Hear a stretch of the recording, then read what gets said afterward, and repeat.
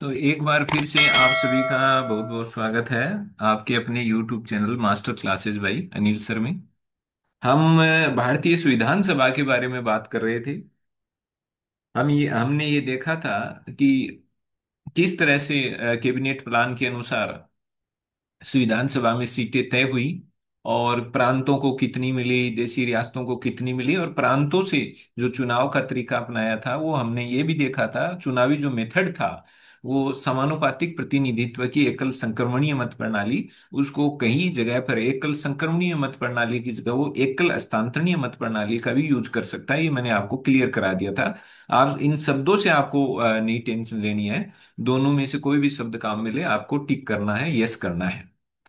फिर हम लोग बात को हमने इसी बात को फिर हमने आगे बढ़ाया था कि 389 लोगों की शुरुआत में संविधान सभा बनी थी। उसमें से 296 ब्रिटिश प्रांत से थे, 93 देशी रियासतों से थे। 15 अगस्त 1947 को देश का विभाजन हो गया। देश को आजादी भी मिली, विभाजन भी हो गया। विभाजन होने से भारत का बहुत बड़ा क्षेत्र था वो पाकिस्तान में चला गया, और वहाँ के जो संविधान सभा के प्रतिनिधि थे वो भी पाकिस्तान चले गए। तो जो आकार था संविधान सभा का वो घट गया था। 389 की बजाय अब संख्या रह गई थी 299। ये आपको मैंने कहा था, ये फैक्ट आपको याद करने हैं। हमने वार्ता कमेटी की बात की थी, नेहरू जी को वार्ता कमेटी का हेड बनाया गया था। नेहरू जी बात करने में बड़े होशियार आदमी थे, इसलिए इनको कहा कि आप देशी रियासतों को बुलाओ, आप इनसे बात करो और इनको कहो कि भाई आप ज्यादा से ज्यादा इसमें संविधान सभा में पार्टिसिपेट करो, भाग लो। हमने ये भी देखा था कि किस कौन कौन से प्रांत से कितनी कितनी सीटें, किस प्रांत को कितनी सीटें संविधान सभा में मिली थी। हमने ये भी देखा कि देशी रियासतों में हैदराबाद जो थी उसके पास सबसे ज्यादा सीटें थी, 16 सीटें थी। लेकिन उसने एक भी अपना प्रतिनिधि कभी भी संविधान सभा में नहीं भेजा। हमने ये देखा कि संयुक्त प्रांत था, उसके पास 55 सीटें थी। 49 सीटें मद्रास के पास थी, बिहार के पास 36 सीटें थी। ये सारी बातें हमने कर ली थी। हमने 299 को भी बांट लिया था। 299 को हमने बांटा था 229 प्लस 70 में। 229 में 226 प्रांतों के लिए हो गए थे और 3 चीफ कमिश्नर क्षेत्रों के लिए हो गए थे। ये सारी बातें हमने कर ली थी। प्रांतों की सीट, प्रत्येक प्रांत की सीट भी 3 हिस्सों में बटी हुई थी, अगर आपको याद हो तो। सिख सीट, मुस्लिम सीट और सामान्य। सामान्य में कौन होते थे? सिख और मुस्लिम को छोड़ करके जो बाकी कम्युनिटी थी वो सामान्य सीट से चुनाव लड़ती थी। ये हमने सारी चीजें देख ली थी। अब आज की क्लास में हम अपनी बात को आगे कंटिन्यू करने वाले हैं। तो चलो देखते हैं। हमने बात यहां पर ला करके छोड़ी थी, कैबिनेट प्लान की बात पूरी हो गई थी। हम माउंटबेटन प्लान की बात कर रहे थे कि लॉर्ड माउंटबेटन ने जो 3 जून 1947 को जो प्लान रखा था देश के विभाजन की, उसमें पूरी की पूरी उन्होंने कहानी बताई थी कि देश का विभाजन कैसे होगा, क्या होगा। तो वो हम इस माउंटबेटन प्लान को डिस्कस करेंगे। ये आप ध्यान रखना है इसको। ये माउंटबेटन प्लान है। कब आ रहा है? 3 जून 1947 को। ये फैक्ट है, ये आपको याद करने। ये देखो, अब जो क्लासेस चल रही हैं ये ऐसी क्लासें हैं जिनको आपने कभी ना कभी थोड़े बहुत मात्रा में जरूर पढ़ा है। तो अगर आप इन क्लासों में थोड़ा सा अच्छे से ध्यान दोगे ना, तो आपके लिए बहुत ही आगे के लिए बहुत अच्छा बेस तैयार हो जाएगा। तो इनसे फिर सवाल गलत होने का चांस नहीं है। तो माउंटबेटन प्लान कब आ रहा है? 3 जून 1947 को। अब देखो माउंटबेटन प्लान क्या बोल रहा है, क्या कह रहा है माउंटबेटन प्लान। हमने ये देखा था कि जो कैबिनेट आया था उसने क्या कहा था कि अलग पाकिस्तान नहीं बनाना है। कैबिनेट मिशन ने अलग पाकिस्तान की मांग को ठुकरा दिया था और उन्होंने कहा था कि नहीं, अलग पाकिस्तान नहीं बनेगा, पूरा भारत एक रहेगा और पूरे भारत के लिए एक ही संविधान सभा काम करेगी। जब भाई कैबिनेट मिशन ने अलग पाकिस्तान की मांग को ही ठुकरा दिया, तो अलग संविधान सभा की कहाँ जरूरत पड़ेगी? ये तो कॉमन सी बात है। इसका मतलब कैबिनेट प्लान ने ये कहा था कि पूरे भारत के लिए एक ही संविधान सभा होगी जो पूरे भारत का संविधान लिखेगी, अलग कोई भी पाकिस्तान देश नहीं बनेगा। ये हम कैबिनेट प्लान जब हमने पढ़ा था उसके पॉइंट नंबर 2 में हमने देखा था कि अलग पाकिस्तान की मांग को इसने अस्वीकार कर दिया था। तो जब इसने उस मुस्लिम लीग की उन उम्मीदों पर पानी फेर दिया जो अलग पाकिस्तान से आ रही थी, तो फिर क्या हुआ? तो क्या मुस्लिम लीग डट गया? मुस्लिम लीग शांति से बैठ गया कि नहीं चलो ठीक है आप कह रहे हो तो मैं मान लेता हूँ? ना ना, मुस्लिम लीग ने तो अब और ज्यादा अग्रेसिव हो गया, और ज्यादा उग्र हो गया। उसको तो ये शो करना था कि नहीं नहीं, हम जो मुस्लिम है वो हम इंडिया में यहाँ रह ही नहीं सकते। ये ऐसा शो करना चाह रहे थे, ये दिखाना चाह रहे थे कि हम लोग है ना अब इन कम्युनिटी हिंदू और जो दूसरे कम्युनिटी उनके साथ हम रह नहीं सकते। तो ये इनको अब शो करना था, तो शो करना था तो उग्र प्रदर्शन करना पड़ेगा, हिंसा वगैरह करनी पड़ेगी, मतलब रक्तपात मचाना पड़ेगा, तभी तो ये दिखाएंगे, अंग्रेजों को भी दिखाएंगे, दुनिया को दिखाएंगे कि अब आपको ये जो देश का विभाजन करना ही पड़ेगा, हम साथ साथ नहीं रह सकते, आपको अलग देश बनाना पड़ेगा। तो इनके लिए अब इनको कुछ आक्रामक कार्यवाहियां करनी थी, कुछ मतलब उत्पात करना था, कुछ ना कुछ रक्तपात करेंगे, कुछ ना कुछ ऐसा माहौल बनाएंगे, तभी तो अंग्रेजों को इनकी बात को मानना पड़ेगा। तो मुस्लिम लीग के समझ में आ गया कैबिनेट प्लान से तो अपनी दाढ़ गलने वाली है नहीं। तो अब उन्होंने क्या फैसला किया, प्रत्यक्ष कार्रवाई दिवस का फैसला किया। प्रत्यक्ष कार्रवाई दिवस, मुस्लिम लीग ने क्या कहा, मुस्लिम लीग ने कहा कि यार ऐसे तो ये काम चलेगा नहीं, कुछ ना कुछ तो ऐसा करो। तो अब उन्होंने क्या हुआ, अब उन्होंने हिंसाएं शुरू कर दी, सांप्रदायिक दंगे शुरू कर दिए, रक्तपात हो गया, खून बहाना शुरू कर दिया आपस में, मतलब हिंदू मुसलमानों के बीच में दंगे शुरू हो गए, जगह जगह मारकाट मच गई, कत्ले आम शुरू हो गया। ये सब शुरू किया गया मुस्लिम लीग के द्वारा, ये दिखाने के लिए कि देखो हम एक साथ रहने वाली स्थिति में नहीं हैं। और इसी को हम कहते हैं प्रत्यक्ष कार्रवाई दिवस, डायरेक्ट एक्शन। अब इन्होंने क्या कहा, अब हमें डायरेक्ट एक्शन करेंगे, सीधी कार्रवाई करेंगे, अब बातों से काम करने वाला चलने वाला नहीं है। तो नाम ही देखो, प्रत्यक्ष कार्रवाई, डायरेक्ट एक्शन होगा। अब बातें, जीभ का काम बंद हो गया, अब हाथों का काम होगा। तो डायरेक्ट एक्शन शुरू हुआ। कब, ये डेट याद रख लेना, प्रत्यक्ष कार्रवाई दिवस कब मनाया गया, 16 अगस्त 1946। 16 अगस्त 1946 को मनाया है।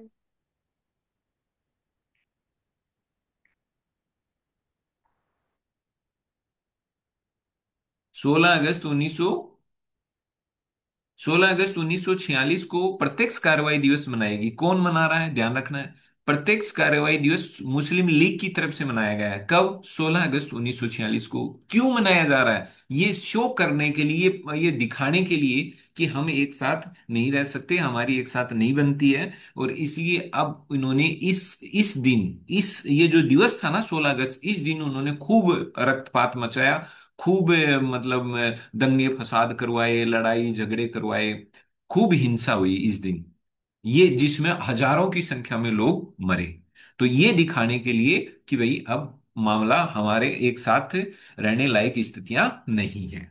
तो ये आपको ध्यान रखना है, ये डेट याद कर लेना, 16 अगस्त 1946, 16 अगस्त 1946 प्रत्यक्ष कार्रवाई दिवस, किसकी तरफ से, मुस्लिम लीग की तरफ से। ठीक है, ये था क्या, इस इसमें क्या हुआ, तो ये भी आपको पता होना चाहिए। इस दौरान क्या हुआ, सांप्रदायिक दंगे हुए, हिंसाएं हुई, रक्तपात हुए, कत्ले आम हुए, खून खराबा हुआ, ये सब गडिंग मारने वाली बात है, ये हुआ वो हुआ। तो आपको ये ध्यान रखना है। इसके बाद में एटली आए, ये हम पहले ही पढ़ चुके हैं। एटली जी की सरकार आती है, वो 20 फरवरी 1947 को, कब, 20 फरवरी 1947 को, वो क्या बोल रहे हैं कि 30 जून 1948 तक हर हाल में हम भारत छोड़ देंगे। ये बात हम पहले ही कर चुके हैं, तो इसको बार बार रिपीट करने की जरूरत है नहीं। ये 20 फरवरी 1947 को इटली, वहां के प्रधानमंत्री वो कह रहे हैं साहब अब नाक में दम आ गया, अब भारत में रहना हमारे लिए कोई वैसे भी फायदे वाला है नहीं, बोझ ही बनेगा अब तो भारत हमारे लिए, टेंशन है। तो हम 30 जून 1948 तक, ये डेट आपको मैंने कई बार बोली है, ये 30 जून 1948 तक छोड़ना है हमें। अब छोड़ना है तो कैसे छोड़ना है, ये काम होगा कैसे, ऐसे थोड़ी है, छोड़ गया ऐसे ही बस बोरे बिस्तर समेट लिया और चल दिया, ऐसे थोड़ी होगा, पूरा एक सिस्टम होगा, एक प्रक्रिया होगी, एक प्रोसीजर होगा। तो इस काम को अंजाम देना है ना, छोड़ना है तो इस काम को अंजाम देना है, इस काम को अंजाम देने के लिए उन्होंने किसको भेजा है, माउंटबेटन। किसको भेजा, माउंटबेटन को। कब, 23 मार्च 1947 को वायस राय बना करके उन्होंने भारत भेजा। माउंटबेटन वायसराय कब बने, 23 मार्च 1947 को उन्हें भारत का वायसराय बनाया गया। और इनको जिम्मेदारी दी गई कि अब भाई तेरा काम है, कैसे भी करके ये भारत की जो है ना, मतलब भारत से छुटकारा लेना है। और अब कैसे लेना है, क्या करना है, क्या नहीं करना, अब तुम जानो, तुम्हारा काम जाने, तुम ही जाके भारत के इस मसले को सुलझा के आओ। तो अब ये भारत आता है लॉर्ड माउंटबेटन। तो ध्यान रखना है, 23 मार्च 1947 को उसको भारत का वायसराय बनाया जाएगा।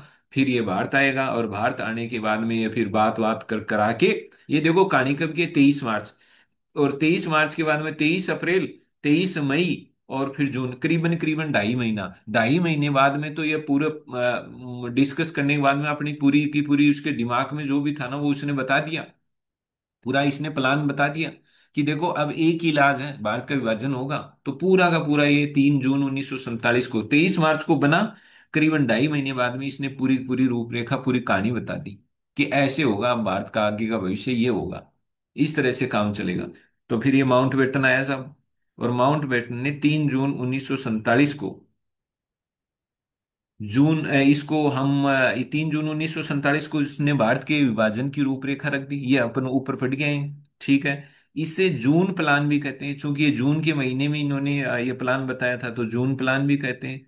गुप्त रूप से इसको बाल्कन प्लान भी कहते हैं। इसको क्या कहते हैं? बाल्कन प्लान भी कहते हैं। ये आपको नाम है, याद कर लेना।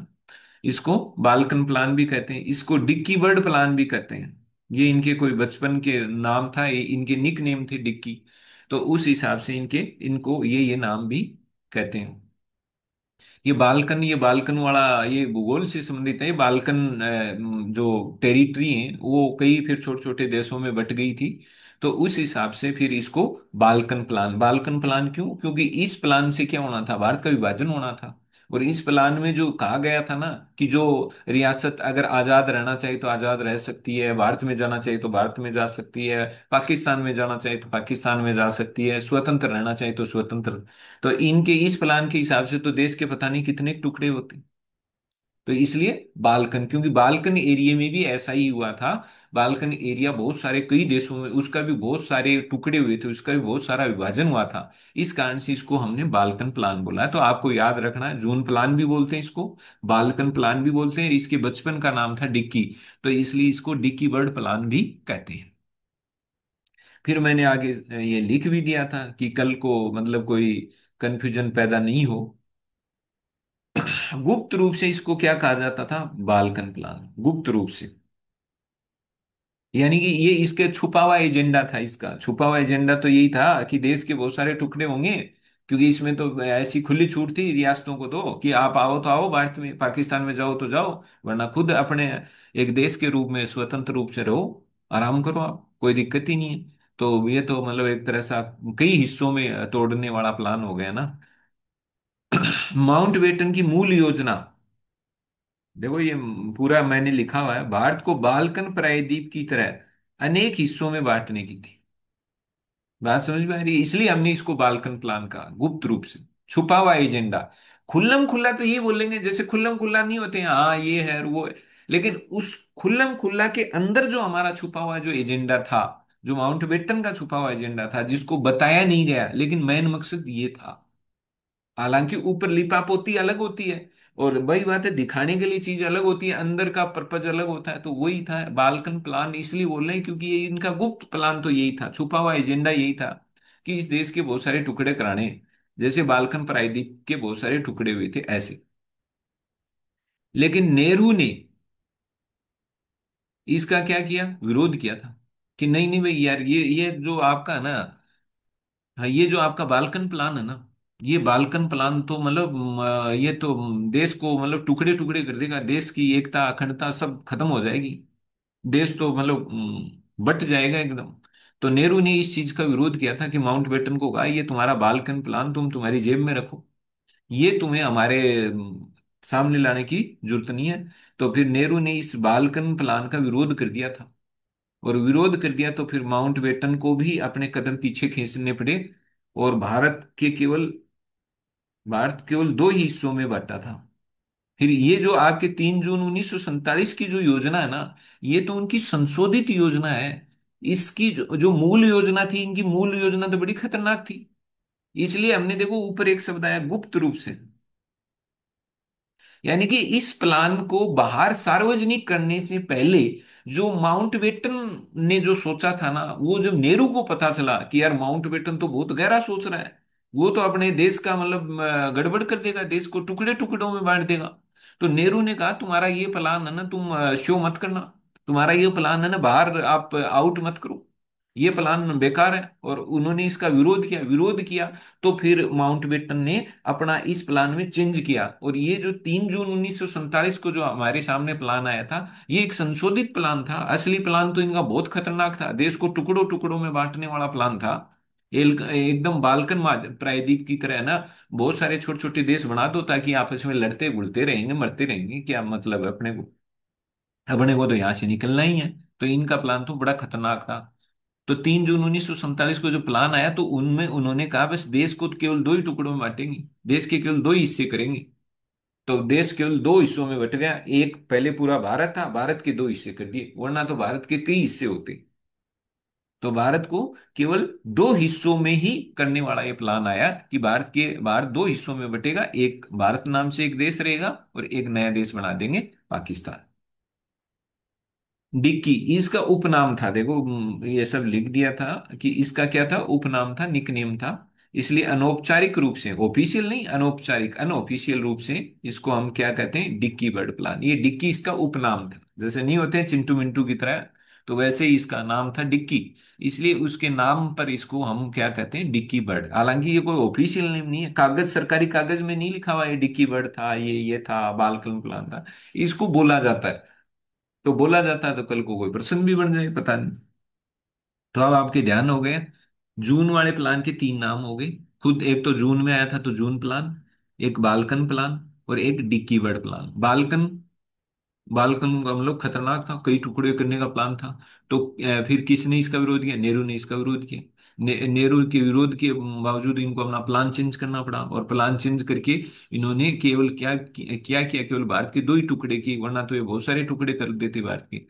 और इसको हम डिक्की बर्ड प्लान भी कहते हैं, क्योंकि इनके बचपन का नाम, इनका निक नेम क्या था, डिक्की था, इसलिए उनके उस निक नेम पर इसका नाम पड़ गया डिक्की बर्ड प्लान। तो ये आपको ध्यान रखना है, याद करने वाली चीज है, ये आपको याद रखनी है। अब आते हैं साहब गांधी जी। गांधी जी क्या कह रहे हैं, गांधी जी कह रहे हैं कि नहीं नहीं साहब, ये विभाजन है ना, विभाजन मेरे जीते जी नहीं हो सकता। शुरुआत में यही कहते थे गांधी जी, मैं मेरी आंखों के सामने देश के टुकड़े होते हुए नहीं देख सकता, देश को बढ़ते हुए नहीं देख सकता। तो शुरुआत में गांधी जी ने कहा, विभाजन नहीं होने दूंगा। विभाजन होगा तो मतलब एक तरह से मेरे जीते जी नहीं होगा, मेरी मौत पर ही विभाजन होगा, ये कहा करते थे। लेकिन बाद में जब ऐसे परिस्थितियां मतलब बदलती गई चीजें, आपको पता है, अभी हम पढ़ के आए हैं कि वो 1900 कौन सा डेट था, उसमें उन्होंने प्रत्यक्ष कार्रवाई दिवस भी किया था, उन्होंने मुस्लिम लीग ने। अभी तो अपन पढ़ के आए थे, 16 अगस्त 1946, ये उन्होंने प्रत्यक्ष कार्रवाई दिवस मनाया था। खूब इसमें हिंसा हुई, दंगे फसाद हुए, तो कुल मिला के माहौल खराब हो गया था। तो शुरुआत में तो गांधी जी भी कह रहे थे नहीं नहीं नहीं, विभाजन मैं किसी भी सूरत में नहीं होने दूंगा। कांग्रेस को बंटवारा, उन्होंने क्या कहा था, ये जो बंटवारे की ये जो बात चल रही है ना, कांग्रेस को बंटवारा मेरी लाश के ऊपर से गुजर कर स्वीकार करना पड़ेगा। यानी कहने का मतलब सीधा साधा, गांधी जी बोले मेरे जीते जी, मेरी आंखों के सामने तो मैं देश को बंटने नहीं दूंगा। लेकिन फिर बाद में हार माननी पड़ी, और फिर लास्ट में विभाजन को स्वीकार करना ही पड़ा, क्योंकि माहौल फिर धीरे धीरे खराब हो गया था, जगह जगह दंगे फसाद हिंसा हो रही थी। तो फिर लास्ट में थक हार के कहा है यार ठीक है, विभाजन कर दो, टुकड़े कर दो, कोई बात नहीं, कि कम से कम, वरना ये शांति से ही नहीं बैठेंगे। तो कम से कम विभाजन हो जाएगा तो ठीक है, वो अपना संभालेंगे, अपन अपना संभाल लेंगे, कोई दिक्कत नहीं है, आराम से तो रहेंगे। वरना तो ये डेली का झंझट है, डेली की समस्याएं होंगी, डेली लड़ाई झगड़े मार मारपीट ये सब चलेगा। अब देखो, ये आपने नाम सुना होगा मौलाना आजाद, मौलाना अबुल कलाम आजाद। जहां तक मेरे ध्यान आ रहा है, ये स्वतंत्र भारत के पहले मंत्रिमंडल में कुछ मंत्री थे। अब क्या मंत्री थे, ये आप याद करना, और क्लास के बाद में चाहो तो आप व्हाट्सएप करके बता सकते हो कि मौलाना आजाद के पास कौन सा मंत्रालय था। मेरे ऐसे याद आ रहा है कि इनको स्वतंत्र भारत के पहले मंत्रिमंडल में इनके पास एक विभाग था। तो कौन सा विभाग था, ये आदमी बड़े एजुकेटेड थे, इंटेलेक्चुअल थे, बुद्धिजीवी थे, ज्ञानी आदमी थे। तो इन्होंने भी क्या किया, विभाजन का विरोध किया था, नहीं नहीं ये विभाजन अच्छी चीज नहीं है, विभाजन नहीं होना चाहिए। मुस्लिम थे हालांकि, कांग्रेस से जुड़े हुए नेता थे, लेकिन इन्होंने कहा विभाजन बेकार है। फिर अपन 12वीं क्लास में भी हम पढ़ते हैं सीमांत गांधी, अब्दुल गफार खान। कई बार तो ये बड़े छोटे छोटे जो एग्जाम होते हैं ना, उनमें ऐसे ही डाल दिया जाता है सीमांत गांधी किसको कहा जाता है, अब्दुल गफार खान को। ये छोटे मोटे एग्जाम में आ जाता है। तो अब्दुल गफार खान ने भी इस विभाजन का विरोध किया था, आखिरी दम तक विभाजन का विरोध करते रहे थे। ये उत्तर पश्चिमी सीमा प्रांत से आते थे। उन्होंने कहा कि कुछ भी हो जाए, मैं है ना ये विभाजन नहीं होने दूंगा, और मैं हमारे इस एरिया को है ना। हाँ भाई, मोनिका बता रही है एजुकेशन डिपार्टमेंट। बिल्कुल करेक्ट है। बहुत ही बढ़िया है। ऐसे ही याद करते रहो। अब देखो, सीमांत गांधी। तो अब्दुल गफार खान को सीमांत गांधी की पदवी दी गई थी, इसको सीमांत गांधी। इनके मतलब इन्होंने खूब मेहनत की कि कुछ भी हो जाए ये विभाजन नहीं होना चाहिए। और ये नहीं चाहते थे कि उत्तर पश्चिमी सीमा प्रांत है वो आपका पाकिस्तान में जाए। लेकिन इनकी कोशिशें फिर कोई मतलब नहीं निकला, और उत्तर पश्चिमी सीमांत इनकी ना चाहते हुए भी किस में जोड़ दिया गया, पाकिस्तान में जोड़ दिया गया। तो ये विभाजन के बिल्कुल खिलाफ थे। और जब विभाजन हुआ, तो फिर इन्होंने एक बात कही थी कि ये विभाजन करके हमें किसके आगे फेंक दिया गया है, हमें भेड़ियों के आगे फेंक दिया गया है। क्योंकि ये उत्तर पश्चिमी सीमा प्रांत से आते थे। इधर आपके ये जो बॉर्डर वाला एरिया ना, उत्तर और पश्चिमी यानी जम्मू कश्मीर और गुजरात के जो बीच वाला जो एरिया था, यहाँ था उत्तर पश्चिमी सीमा प्रांत। तो उस एरिया को काट करके कहा दे दिया, पाकिस्तान में दे दिया। तो इन्होंने कहा कि ये आपने क्या कर दिया, हमारी तो किस्मत फोड़ दी, हमें तो भेड़ियों के आगे जीते जी घेर दिया, ये खा जाएंगे। तो अब्दुल गफार खान ने क्या क्या स्टेटमेंट दिया था कि ये विभाजन करके आपने हमें किसके आगे फेंक दिया है, आपने हमें बेड़ियों के आगे फेंक दिया है। और अब्दुल गफार खान को किस नाम से जाना जाता है, सीमांत गांधी। ये आपको याद रखना है, इन्हें किस नाम से जाना जाता है, सीमांत गांधी।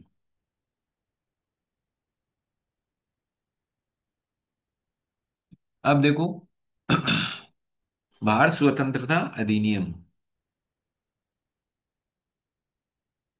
भारत स्वतंत्रता अधिनियम जिसके अंतर्गत अपने को क्या मिली थी, आजादी मिली थी। भारत स्वतंत्रता अधिनियम के अंतर्गत अपने को क्या मिली थी, अपने देश को आजादी। क्योंकि भाई अपने देश में जो शासन हो रहा था, ब्रिटेन जो शासन कर रहा था, वो एक कानूनों के हिसाब से शासन कर रहा था, मनमर्जी नहीं थी। चाहे भले ही वो कानून उन्होंने अपनी सुविधा के हिसाब से बनाए थे, भारतीयों के हिसाब से थोड़ी बनाए थे। वो ऐसा कानून थोड़ी बनाए थे जिससे भारतीयों को भला हो जाए, उनका कल्याण हो जाए। इनके वो देखते तो अपना हित ही थे, लेकिन बेवकूफ तो हमें भी बनाते थे कि ये कानून आपके भले के लिए है, इससे एक व्यवस्था बनेगी, समाज अच्छे से चलेगा, ये होगा वो होगा, ऐसे बेवकूफ तो बनाते ही थे।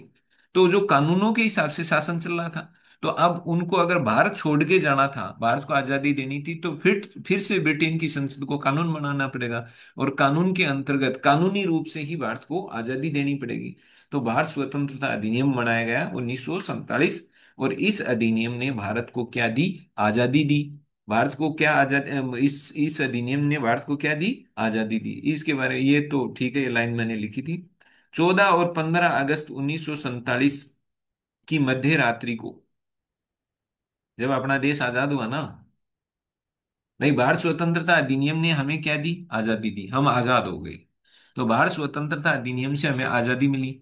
तो आजादी ये क्या करा, 14 और 15 अगस्त की मध्य रात्रि को। क्योंकि जो हम जो दिन काउंट करते हैं, वो रात को 12 बजे के बाद में अगला दिन शुरू हो जाता है।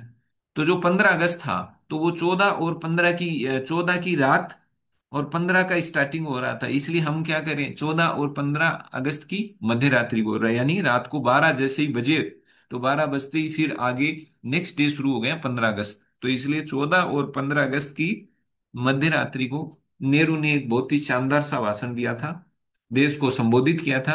और ये जो भाषण का नाम है, ये क्लास 12वीं में सबसे पहले ही पहले पन्ने पर आता है, ट्रस्ट विद डेस्टिनी, यानी भाग्य वधु से चीर प्रतीक्षित भेंट। इसके इन इन भाषण के लिए एक शब्द काम में लिया जाता है, ध्यान रखना, आपको याद करना है। इसलिए तो मैं 11वीं और 12वीं को पढ़ाते वक्त कहता हूँ कि बहुत सारी चीजें हैं जो आपके यहाँ हैं, अगर आपने अच्छे से पढ़ ली तो आपको आगे जोर नहीं आएगा, दिक्कत नहीं आएगी। ये 14 और 15 अगस्त 1947 की मध्य रात्रि को, रात को 12 बजे, जब देश आजाद हुआ और जब झंडा फहराया गया, ब्रिटिश झंडे को नीचे उतारा गया, भारत का झंडा ऊपर चढ़ाया गया और फिर फहराया गया। तो इसी इसी दौरान उन्होंने देश के लिए एक भाषण दिया था। उस भाषण को, बड़ा ही फेमस भाषण था, और नाम ही देखो, भाग्यवधू से चिर प्रतीक्षित भेंट। ऐसे नहीं लग रहा है कि ये वो आजादी है जिसका हम इतने मतलब सालों से इंतजार कर रहे थे, और आज जाकर के हमें इस आजादी से हमारी भेंट हुई है, इससे मुलाकात हुई है। तो अब हमारी जो किस्मत है, वो जो हमारी जो किस्मत है वो अब हम खुद लिखेंगे। हमारा जो भाग्य है, वो हमारा भाग्य अब हम खुद तैयार करेंगे। अब तक तो हमारे भाग्य की चाबी अंग्रेजों के पास थी, इसलिए उन्होंने इसको नाम दिया भाग्य वधू से चीर प्रतीक्षित भेंट। ऐसी भेंट जिसका हम लंबे समय से इंतजार कर रहे थे, वो आज हुई है। तो ट्रस्ट विद डेस्टिनी, और हिंदी में ये इसका नाम है, ये याद रखना है। ये आपको मैंने पहले बताया था, 15 अगस्त 1947 को जब अपना देश आजाद हुआ, तो क्या भारत एक संप्रभु देश था? ये ऐसे स्टेटमेंट आते हैं, आप याद कर लेना। इसमें बहुत कंफ्यूज होते हैं। कई बार ऐसे स्टेटमेंट आते हैं और आप टिक कर देते हो फटाक से, अच्छा 15 अगस्त 1947 को देश आजाद हो गया है। देश आजाद हो गया तो अब क्या कमी है? संप्रभु तो है ही, स्वतंत्र है तो संप्रभु भी है। ध्यान रखना, स्वतंत्र देश को आजादी मिली, लेकिन अभी भी उसके हम बात करते हैं उसका डिफेंस, उसका फॉरेन और उसका कम्युनिकेशन, ये तीन विषय, प्रतिरक्षा, विदेश और संचार, तीनों विषय अभी भी ब्रिटिश सरकार के पास ही थे। उन्होंने अपने पास ही संभाल रखे थे कि ये मामले अभी भी हम ही देखेंगे जब तक कि आपका संविधान अच्छे से लागू नहीं हो जाता। यानी कि आप अपने संविधान के हिसाब से अपनी व्यवस्थाओं को शुरू नहीं कर देते, तब तक ये सारे मामले हम ही देखेंगे। क्यों? अभी तो आपका संविधान ही नहीं, 15 अगस्त 1947 को हमारा संविधान थोड़ी लागू हो गया। हमें देश को आजादी तो मिली थी, लेकिन अब अपना देश कैसे चलेगा, सारा सिस्टम कैसे काम करेगा, सरकारें कैसे बनेगी, समाज कैसे रन करेगा, आगे बढ़ेगा, जो व्यवस्थाएं, अलग अलग संस्थाएं बनेंगी, वो संस्थाएं कैसे काम करेंगी, क्या अधिकार, क्या, वो तो संविधान से तय होनी थी। संविधान लागू हुआ नहीं था। तो फिर बोले ये, फिर जब तक संविधान लागू नहीं होता, तो संविधान लागू नहीं होता तो व्यवस्थाएं नहीं बनेंगी, और जब नई व्यवस्थाएं जब तक तैयार नहीं होती, तब तक भारत क्या रहेगा? डोमिनियन।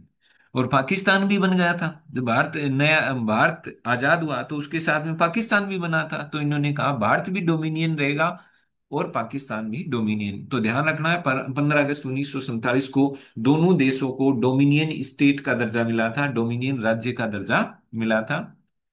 ये बात मैं पहले ही आपको बहुत बार समझा चुका हूं, डोमिनियन स्टेट किसे कहते हैं। डोमिनियन स्टेट का मतलब है कि अभी भी आप पूरे संप्रभु नहीं बने हैं। अभी भी आपके पास सारे विषय आपके पास खुद के पास नहीं है, आपके बहुत सारे मामले हैं जो कोई दूसरा संभाल रहा है। जैसे तीन बड़े विषय, डिफेंस, विदेश और कम्युनिकेशन, आपके तीनों विषय अभी भी ब्रिटेन की महारानी के पास थे। इसलिए हम हमारे देश को संप्रभु नहीं बोले, इसलिए हमने इसको नाम बोला डोमिनियन। तो डोमिनियन नाम आते ही आपके क्लिक हो जाना चाहिए कि अभी भी हमें पूरी आजादी मिली नहीं है, सारा शासन प्रशासन हमारे हाथ में नहीं आया है, अभी भी हमारे बहुत सारे मामले हैं जो दूसरे ही देख रहे हैं। तो आप ध्यान रखना, 15 अगस्त 1947 को भारत और पाकिस्तान की स्थिति कैसी है? कोई ये पूछ ले, भारत और पाकिस्तान की स्थिति कैसी थी? इसको हिंदी में बोलते हैं औपनिवेशिक राज्य।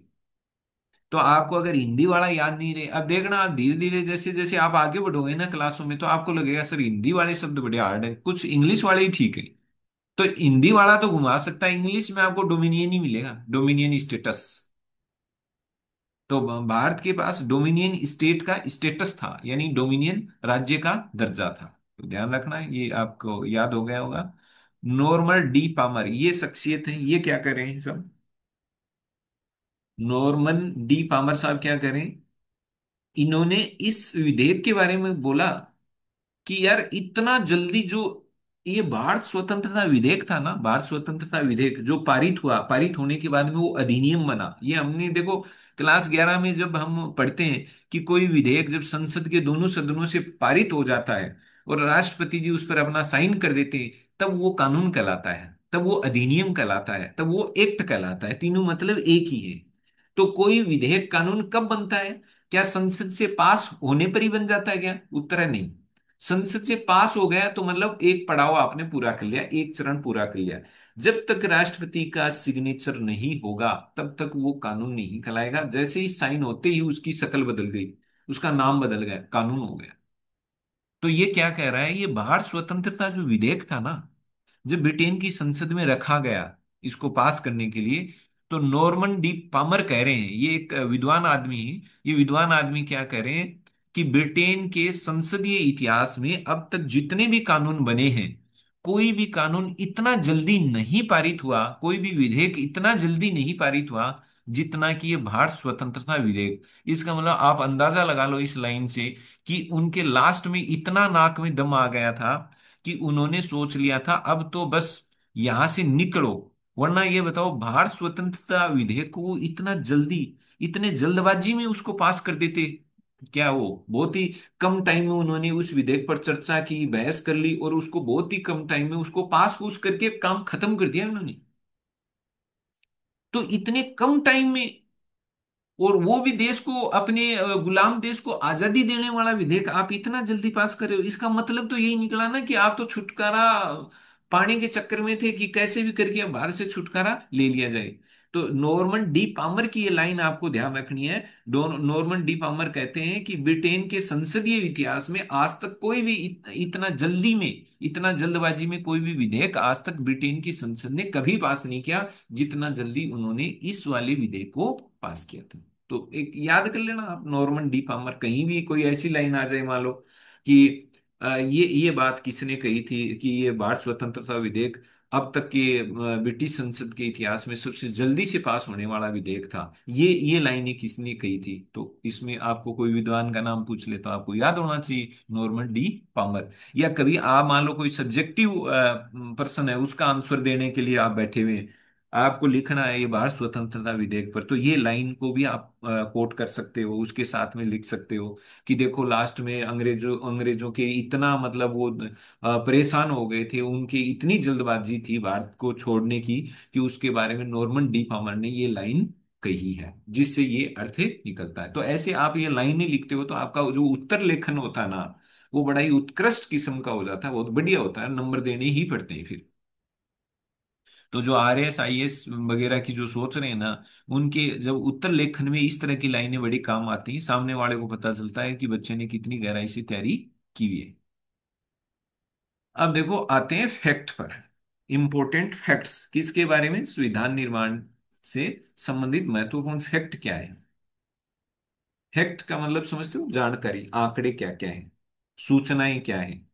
तो पहली बैठक सबको पता है, नहीं पता है तो आज पता चल जाएगी। संविधान सभा की पहली बैठक कब हुई? 9 दिसंबर 1946। कब हो रही है? 9 दिसंबर 1946, ये याद कर लेना। ठीक है, चलो आगे बढ़ते हैं। संविधान सभा के स्थायी अध्यक्ष, भाई 9 दिसंबर 1946 को इसकी पहली बैठक हुई, तो पहली बैठक में स्थायी अध्यक्ष नहीं चुना गया। बोले स्थायी अध्यक्ष चुनेंगे तो स्थायी अध्यक्ष का मतलब परमानेंट अध्यक्ष है। अब जितनी भी आगे बैठकें होंगी अब यही उस बैठकों की अध्यक्षता करेंगे, अध्यक्ष वाली सीट पर यही व्यक्ति बैठेंगे। तो क्या पहले ही दिन बैठक और उस बैठक में ही बिना सोचे समझे स्थायी अध्यक्ष चुन लिया जाएगा? टाइम तो लगेगा ना, कि सोच विचार करेंगे कौन आदमी ठीक रहेगा, अध्यक्ष बनाने लायक कौन है क्या है, तो इसमें टाइम तो लगेगा। तो टाइम लगा इसमें, 9 10 11 तीसरे दिन चुना गया। 9 10 11 तीसरे दिन चुना गया, 9 को पहली बैठक, 10 को दूसरी, और तीसरी बैठक क्या हो रही है, 11 को। तो तीसरी बैठक में डॉक्टर राजेंद्र प्रसाद को इसका स्थायी अध्यक्ष चुना गया था, 11 दिसंबर 1946 को, ये याद रखना। तो क्या इसका मतलब 9 दिसंबर 1946 को अध्यक्ष वाली सीट ऐसी ही खाली पड़ी थी क्या? कोई उस पर बैठा ही नहीं था क्या? एक बार बैठाया तो होगा ना किसी शाने आदमी को बैठाया होगा, बूढ़े बुजुर्ग को बैठाया होगा, सीनियर आदमी को बैठाया होगा कि भाई ये हम में से सबसे ज्यादा अनुभवी आदमी है, पुराना आदमी है, इसको बैठा दो। तो एक बार उन्होंने अस्थायी अध्यक्ष तो बनाया ही होगा। तो अस्थायी अध्यक्ष कौन थे? सच्चिदानंद सिन्हा। भारत की संविधान सभा के जो अस्थायी अध्यक्ष बनाए गए थे पहली बैठक में, वो कौन थे? सच्चिदानंद सिन्हा। तो सच्चिदानंद सिन्हा को अस्थायी अध्यक्ष बनाया गया था कि जब तक कि हम इस संविधान सभा का कोई परमानेंट अध्यक्ष चुन नहीं लेते तब तक आप इसकी बैठकों की अध्यक्षता करेंगे। तो 11 को चुना, इसका मतलब 9 की जो बैठक थी जिसमें अस्थायी अध्यक्ष सच्चिदानंद सिन्हा को बनाया गया था, उन्होंने 10 को भी उसकी अध्यक्षता की होगी, और फिर 11 को डॉक्टर राजेंद्र प्रसाद चुन लिए गए। तो अब आगे से जितनी भी संविधान सभा की बैठकें हुई होंगी, फिर उन्होंने ही मोर्चा संभाला होगा। राजेंद्र प्रसाद ने, डॉक्टर राजेंद्र प्रसाद उनके फिर स्थायी अध्यक्ष बन गए। तो आपको ये दो फैक्ट याद करने। पहली बैठक कब हुई? 9 दिसंबर 1946 को। और इस पहली बैठक की अध्यक्षता किसने की थी? इसकी अध्यक्षता की थी डॉक्टर सच्चिदानंद सिन्हा ने। वो क्या थे? वो क्या स्थायी अध्यक्ष थे क्या? उत्तर है नहीं, वो अस्थायी अध्यक्ष थे। तो भारतीय संविधान सभा के जो अस्थायी अध्यक्ष बने थे वो कौन थे? ऐसे प्रश्न आए तो डॉक्टर सच्चिदानंद सिन्हा। स्थायी अध्यक्ष कौन थे? डॉक्टर राजेंद्र प्रसाद। अस्थायी अध्यक्ष कब बने सच्चिदानंद सिन्हा? 9 दिसंबर 1946 को। संविधान सभा की पहली बैठक कब हुई? 9 दिसंबर 1946 को। डॉक्टर राजेंद्र प्रसाद कब बने इसके स्थायी अध्यक्ष? 11 दिसंबर 1946 को। तीसरी बैठक में। कौन सी बैठक हो रही है? तीसरी बैठक। ऐसे याद कर लो, 9 को पहली हो रही है, 10 को दूसरी हुई, और तीसरी बैठक कब हो गई? 11 दिसंबर को। नेहरू का उद्देश्य प्रस्ताव, ये तो याद ही कर लेना भाई। ये जो डेट है ना, ये तो भूलना गुना करना है, ये ध्यान रखना। जब हम प्रियम्बल पढ़ेंगे ना, प्रस्तावना, भारतीय संविधान की प्रस्तावना जब हम पढ़ेंगे, तो अब प्रस्तावना के नोट्स तैयार कर रहा हूं मैं। तो प्रस्तावना जब पढ़ेंगे तो ये सब आगे आएगा। तो ध्यान रखना है, नेहरू का जो प्रस्ताव था, उद्देश्य प्रस्ताव, इसी उद्देश्य प्रस्ताव के आधार पर बनी थी संविधान की प्रस्तावना। कुछ चीजें उसमें घटाई बढ़ाई गई थी, लेकिन मेन जो आधार था, प्रस्तावना में बहुत सारी चीजें हैं जो उद्देश्य प्रस्ताव से उठाई गई हैं।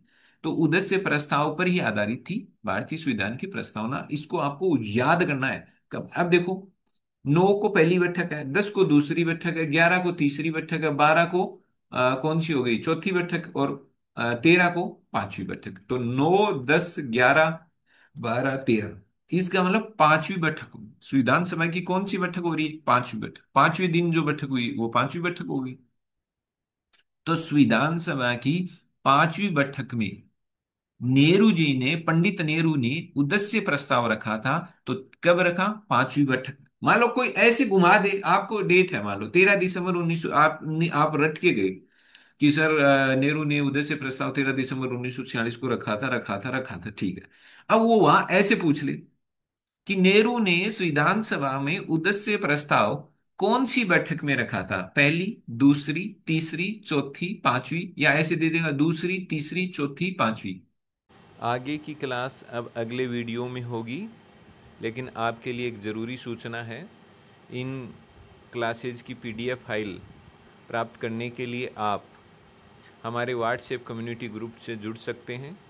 जुड़ने के लिए आपके स्क्रीन पर जो नंबर शो हो रहे हैं उन पर, या डिस्क्रिप्शन में जो मोबाइल नंबर हैं उन पर आप अपनी डिटेल्स व्हाट्सएप नंबर सहित भेज सकते हैं, ताकि आपको जल्द से जल्द व्हाट्सएप कम्युनिटी ग्रुप से जोड़ करके पीडीएफ फाइल उपलब्ध करवाई जा सके।